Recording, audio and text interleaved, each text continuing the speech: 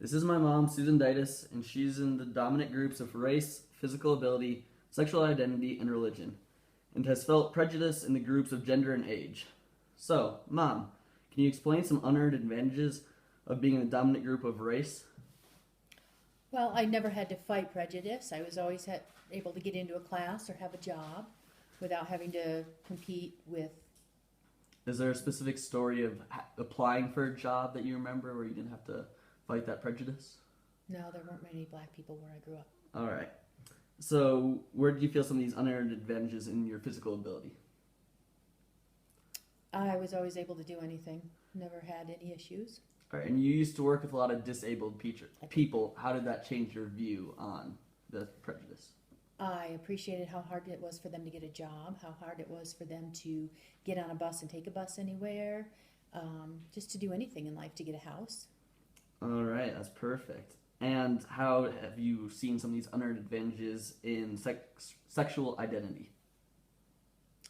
Um, as a young person dating, I was able to date a gentleman and go out to a dance, go to a movie without trying to hide who I was, being able to fall in love with the person I wanted to and not pretend that I was somebody else. And now, more in today's world, how do you see that prejudice more like in the news, and how is it portrayed in the news? You don't see the prejudice as much as you used to. People are able to love and who they wish and to date who they wish and to demonstrate their love for that person.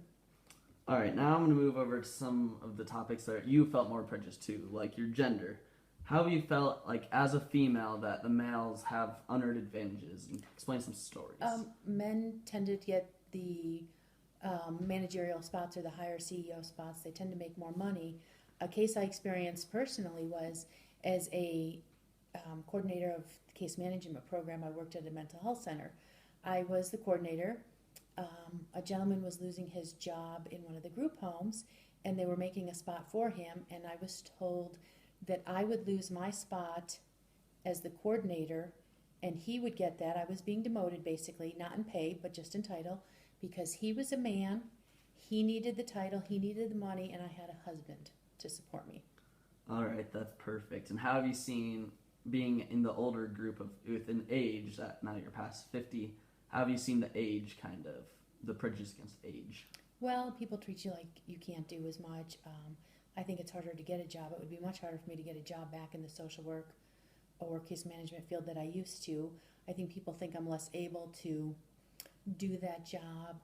You get all sorts of stuff from AARP and whatnot, that you're older, you need discounts, that kind of thing. When I've talked with other people and looking at a job, younger people need that, or it's more a younger person's job, and would you be able to keep up with the stamina of it?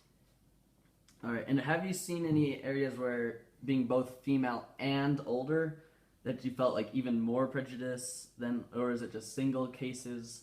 I don't know. I tend to think people think I'm becoming an old lady. All right. That I should just be sitting home knitting or petting my cat. I notice more and more when I'm at the grocery store that people think I need a lot of help loading my groceries, help bagging my groceries. I notice that on every single trip. All right, and going to the religious aspect of being Christian, you fall in the dominant group of that as well. Have you seen any unearned advantages for yourself, or maybe can you identify some of the prejudices against the other when you're not Christian? Or I had a couple of good friends that were Jewish, and I know they didn't talk about being Jewish very often. The area I grew up was predominantly a Christian base, mostly Catholic and Lutheran, and being Jewish, you were definitely a minority. I mean, you were one of very few. And I had a friend that almost never told anybody she was Jewish for years and years and years.